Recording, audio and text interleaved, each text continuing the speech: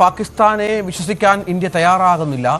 ഇന്നലെ വലിയ തോതിലുള്ള ആശ്വാസം, വളരെ പെട്ടെന്ന് 4 ദിവസം കൊണ്ട് ഒരു വെടിനിർത്തൽ കരാറിലേക്കൊക്കെ കാര്യങ്ങൾ എത്തിയല്ലോ എന്നുള്ള ആശ്വാസം ഉണ്ടായിരുന്നു. അമേരിക്കയുടെ മധ്യസ്ഥത ഉണ്ടായിരുന്നു എങ്കിൽ പോലും അത് നമ്മുടെ രാഷ്ട്രീയ വിജയമായിരുന്നു. കാരണം പാകിസ്ഥാൻ ഇങ്ങോട്ട് ആവശ്യപ്പെട്ടിട്ടാണ്. കാരണം 4 ദിവസമായി നടത്തിയ വലിയ ആക്രമണത്തിൽ പാകിസ്ഥാൻ ഉണ്ടായ നഷ്ടം ചെറുതല്ല. അവരുടെ പ്രധാനപ്പെട്ട സൈനിക താവളങ്ങളൊക്കെ തകർക്കപ്പെടുന്നു. അവരുടെ കറാച്ചിക്ക് തൊട്ടടുത്ത് തന്നെ സ്ഫോടനങ്ങൾ സംഭവിക്കുന്നു. അവർക്ക് വലിയ നഷ്ടമുണ്ടാകുന്നു. കൂടുതൽ സമയം യുദ്ധം നടത്താനുള്ള സാമ്പത്തികതയൊന്നും പാകിസ്ഥാൻ ഇല്ലതാനും. പക്ഷേ ഇന്ത്യ സർവ്വസജ്ജമായിരുന്നു. ഏത് ആക്രമണത്തിനും അതിനെ തടയാനും ഒപ്പം തിരിച്ചടിക്കാനുമുള്ള എല്ലാ സന്നാഹങ്ങളും നമ്മൾ ഒരുക്കിയിരുന്നു. ഇതിനിടയിലാണ് അനിവാര്യമായ ഒരു വെടിനിർത്തലിലേക്ക് കാര്യങ്ങൾ എത്തുകയും മറ്റും ചെയ്യുന്നത്. പക്ഷേ വീണ്ടും ഇത്തരത്തിലുള്ള നീക്കങ്ങൾ പാകിസ്ഥാന്റെ ഭാഗത്തുനിന്ന് ഉണ്ടാകുമ്പോൾ ആ രാഷ്ട്രത്തെ തെമ്മാടി രാഷ്ട്രമെന്ന് നമ്മൾ വിശേഷിപ്പിച്ചത് UN-ൽ എത്ര കൃത്യമായിരുന്നു എന്നതിന് ഉദാഹരണമായി അത് മാറുകയാണ്.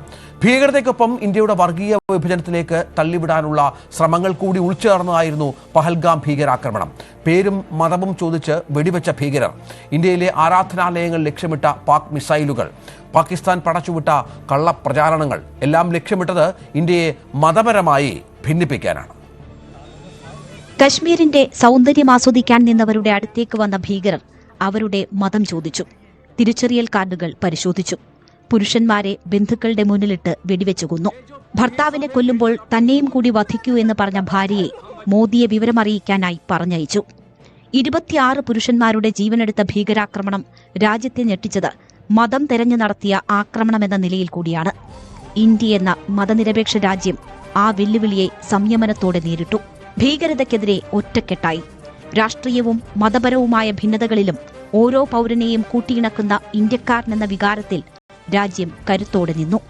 ഭീകരതയ്ക്ക് കനത്ത തിരിച്ചടി നൽകണമെന്ന് ഓരോരുത്തരും ആഗ്രഹിച്ചു. ഉചിതമായ സ്ഥലത്തും സമയത്തും സൈന്യം മറുപടി നൽകുന്നത് ദിനമെണ്ണി കാത്തിരുന്നു. മെയ് 7 പുലർച്ചെ ഇന്ത്യൻ സൈന്യം പാക് ഭീകരരുടെ കുലം തകർത്ത് ആ കൃത്യം നിർവഹിച്ചു.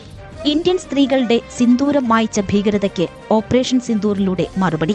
ആ തിരിച്ചടി ലോകത്തെ അറിയിച്ചത് മേജർ സോഫിയ ഖുറേഷിയും വിംഗ് കമാൻഡർ വ്യോമിക സിംഗും തോളോട് തോൾ ചേർന്ന്. ഒരുപാട് പ്രതീകാത്മക തലങ്ങളുള്ള ഇന്ത്യ എന്തെന്ന് ലോകത്തോട് പറയുന്ന മറുപടി. ऑपरेशन सिंदूर 22 अप्रैल को पहलगाम में हुए विभत्स आतंकवादी हमले के शिकार मासूम नागरिकों व उनके परिवारों को न्याय देने के लिए लॉन्च किया गया था. इस कार्रवाई में 9 टेररिस्ट कैंप्स को टारगेट किया गया और पूरी तरह से इसे बर्बाद किया गया. ഭീകരരെ കൊന്നതിന് ആക്രമണം കടുപ്പിച്ച പാകിസ്ഥാൻ ലക്ഷ്യമിട്ടത് ഇന്ത്യൻ ആരാധനാലയങ്ങൾ. അമൃത്സറിൽ സിഖ് ഗുരുദ്വാരകൾ ആക്രമിച്ച പാകിസ്ഥാൻ ഇന്ത്യ സ്വയം ആക്രമിച്ചുവെന്ന കള്ളക്കഥ സമൂഹ മാധ്യമങ്ങൾ വഴി പടച്ചുവിട്ടു. ഇന്ത്യൻ വിദേശകാര്യ മന്ത്രാലയം ആ കള്ളക്കഥ പൊളിച്ചുകാട്ടി. Again, we have seen the Pakistani side targeting and shelling places of worship with a particular design. This includes gurdwaras, these convents and temples. This is a new low even for Pakistan. ഇന്ത്യയിലും സൈന്യത്തിനുള്ളിൽ പോലും മതപരമായ ഭിന്നിപ്പിന് ലക്ഷ്യമിട്ടുണ്ടായ പാകിസ്ഥാന്റെ കള്ളപ്രചാരണം ഇന്ത്യക്കാർ പുച്ഛത്തോടെ തള്ളി. വെടിനിർത്തൽ പ്രഖ്യാപനം രാജ്യത്തെ അറിയിക്കാനും സോഫിയ ഖുറേഷിയും വ്യോമിക സിംഗും ഒരുമിച്ചെത്തി. പാകിസ്ഥാന്റെ കള്ളക്കഥകൾ തള്ളിപ്പറഞ്ഞു. വാർത്താസമ്മേളനത്തിനൊടുവിൽ സോഫിയ ഖുറേഷി ഇങ്ങനെ പറഞ്ഞു നിർത്തി. मैं इससे बिल्कुल स्पष्ट करना चाहती हूं कि India is a secular nation और हमारी सेना भारत के कॉन्स्टिट्यूशनल वैल्यूज की एक बहुत प्यारी झलक है. തോക്കു ചൂണ്ടി ജീവനെടുക്കാനെത്തുന്ന ഭീരുക്കളും അവരുടെ സംരക്ഷക രാജ്യവും മനസ്സിലാക്കണം. ഇന്ത്യ മതേതര രാജ്യമാണ്. അതിന്റെ ഏറ്റവും വലിയ ഉദാഹരണമാണ് എല്ലാ മതവിഭാഗങ്ങളും ഒരേ വികാരത്തിൽ ഇന്ത്യ എന്ന രാജ്യത്തിനെ സംരക്ഷിക്കാൻ അണിനിരക്കുന്ന ഇന്ത്യൻ സേന.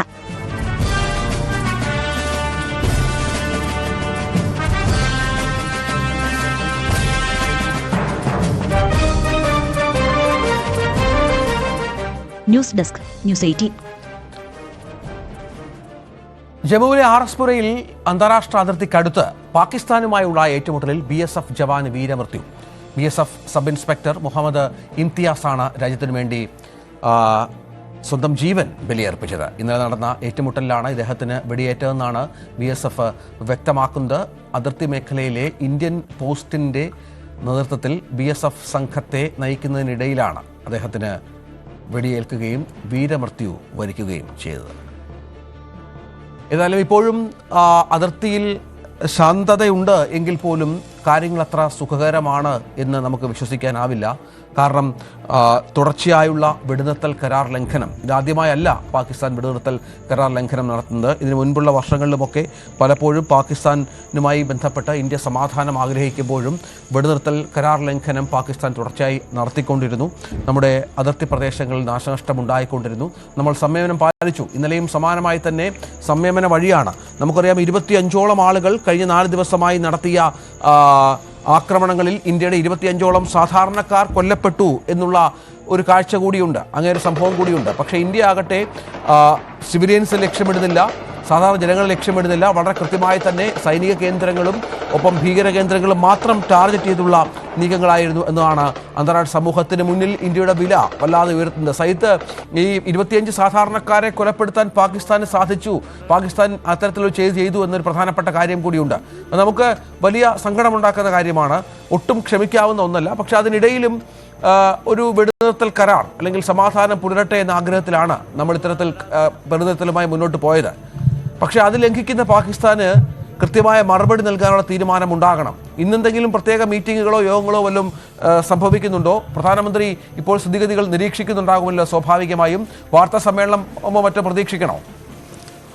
സ്ഥിതിഗതികൾ തീർച്ചയായും നിരീക്ഷിക്കുന്നുണ്ട്. നമുക്കറിയാം, രാജ്യ തലസ്ഥാനത്ത് തുടർച്ചയായി രാഷ്ട്രീയ നേതൃത്വം നടത്തിയ കൂടിയാലോചനകൾ, ഉദ്യോഗസ്ഥരുമായി നടക്കുന്ന ചർച്ചകൾ, അത് നിരന്തരമായി നടക്കുന്ന ഒരു പ്രക്രിയയായിരുന്നു കഴിഞ്ഞ കുറച്ച് ദിവസമായി. അത് ഇനിയും തുടരും എന്ന് തന്നെയാണ് സാഹചര്യം. അതിർത്തിയിൽ വെടിനിർത്തൽ ഉണ്ടായെങ്കിൽ കൂടിയും സംഘർഷം അത് ഇല്ലാതാവുന്ന പൂർണ്ണമായ സാഹചര്യം ഉണ്ടായിട്ടില്ല. രഞ്ജിത്ത്, ഇതിനിടയിൽ എങ്ങനെയാണ് ഈ വെടിനിർത്തൽ കരാർ ഉണ്ടായത് എന്നത് സംബന്ധിച്ചുള്ള ചില റിപ്പോർട്ടുകൾ കൂടി വരുന്നുണ്ട്. ഇതിൽ അന്താരാഷ്ട്ര മാധ്യമങ്ങളാണ് ഈ നടന്ന കാര്യങ്ങൾ സംബന്ധിച്ച് അമേരിക്കയെ കോട്ട് ചെയ്തുകൊണ്ട് ഈ ലേഖനങ്ങൾ പ്രസിദ്ധീകരിക്കുന്നത്. അതിൽ പറയുന്ന ഒരു പ്രധാനപ്പെട്ട കാര്യം, അമേരിക്കൻ വൈസ് പ്രസിഡന്റും നരേന്ദ്രമോദിയും തമ്മിലുള്ള ഒരു ആത്മബന്ധമാണ് യഥാർത്ഥത്തിൽ ഈ വെടിനിർത്തൽ കരാറിന് വഴിയൊരുക്കിയത്. കാരണം അമേരിക്കൻ വൈസ് പ്രസിഡന്റ് നമുക്കറിയാം, മാസങ്ങളിലെ ആഴ്ചകൾക്ക് മുമ്പ്, ഈ പെഹൽഗാം സംഭവത്തിന് ആഴ്ചകൾക്ക് മുമ്പ് പെഹൽഗാം സംഭവം നടക്കുമ്പോൾ തന്നെ അദ്ദേഹം ഇന്ത്യയിൽ ഉണ്ടായിരുന്നു എന്നതാണ്.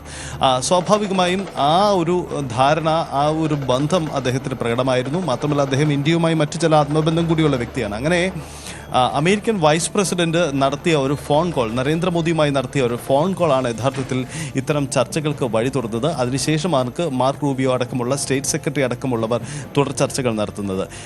ഇന്ത്യയുടെ ഭാഗത്തു നിന്നും ഒരു പൊതുവിൽ സമാധാനം പുലരട്ടെ എന്നൊരു സൂചന ഉണ്ടായതിനു ശേഷം mark Rubio US state secretary ഇരു രാജ്യങ്ങളുമായി വീണ്ടും ചർച്ച നടത്തുന്നു.